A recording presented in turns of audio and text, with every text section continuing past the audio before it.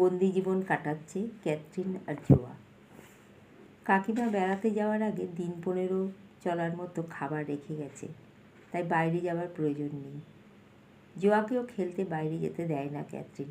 ভয় পায় যদি দরজা খোলা পেয়ে লুকাস ঢুকে আসে বাড়ির ভেতরে।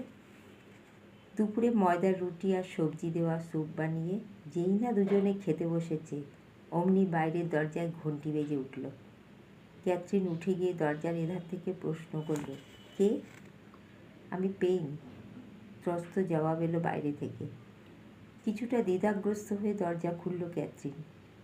পেইন দেখল জোয়া ছুটে আসছে ওর দিকে। কোলে তুলে নিল পেইন ওকে। বলল, চলো জোয়া, পরিরানী আমায় পাঠিয়েছে তোমাদের নিয়ে যেতে। খাবার টেবিলেই পড়ে রইল। ক্যাথরিন ভীষণ তাড়াতাড়ি একটা ব্যাগে ওর আর জোয়ার কিছু জামা কাপড় আর টুকিটাকি প্রয়োজনীয় জিনিস ভরে নিয়ে বেরিয়ে পড়ল পেইনের সাথে, জীবনের বিরাট ঝুঁকি নিয়ে। বাড়ির দরজায় তালা ঝুলিয়ে জমা দিয়ে এলো থানায়। পেইনের সাথে ডাকঘরে গিয়ে কাকাকে একটা টেলিগ্রামও করে দিল, যেটা পেয়ে ক্যাথরিনের কাকিমা লুসি আরও একবার পেকে ব্র্যান্ডি ঢেলে খুলতে চুমুক দিয়ে বলল, যাক, ক্রিসমাসের আগেই দুটো আপদ একসাথে বিদে হয়েছে। লুকাসের সাথে বিয়ে হলে বেটি বড়লোকের বউ হওয়ার দেমাক দেখাতো আমাকে। এই ঘরটায় ফায়ারপ্লেস নেই, ঘরটা আকারে ছোট। পেইনের মা তাই একটার বদলে দুখানা মোটা কম্বল দিয়েছে ওদের। গল্প শুনে ঘুমিয়ে পড়েছে জোয়া।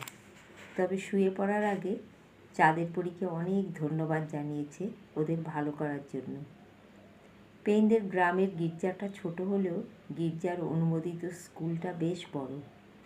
অনেকগুলো গ্রামের ছেলেমেয়েরা এখানে পড়াশোনা করে।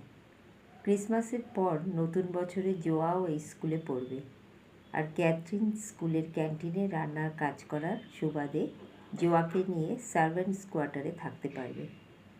এখন স্কুলে ক্রিসমাস আর নতুন বছরের ছুটি চলছে, তাই কিছুদিন পেইনদের বাড়ির একটা ঘরে দুজনে থাকবে। ক্যাথরিন জেনেছে পুরো ব্যবস্থাটা করেছে পেইনের বাগদত্তা সোফিয়া, যে ওই স্কুলেরই শিক্ষিকা। আর হ্যাঁ, স্ত্রীকে লুকিয়ে পিতৃদেও একবার দেখা করে গেছে ভাইজিদের সাথে। বন্দি জীবন কাটা।